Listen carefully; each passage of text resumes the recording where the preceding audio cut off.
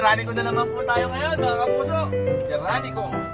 Hindi mo nga isipin mo, ba't didikit? Tao, napabaliktad, oh.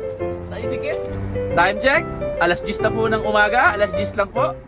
Tamang katikot na naman po ang aming master. Oh, ayan, oh. Ang ginagawa naman po ngayon, yung panel ng power window.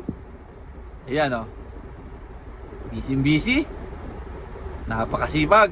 Lahat ng sira, ginagawa, oh. Master, sangkay muna dyan. Testingin natin. Oop, bumaba. O ngayon, ito po problema kasi ay tumaas. Tumataas na, oh. Magaling si Master. Yeah! Time check, 10:30. Nagsasali naman po ngayon ng ng langis. Tamang gawa na naman po si Master. Ano naman sasabi mo? Ganda ng tama. Keng.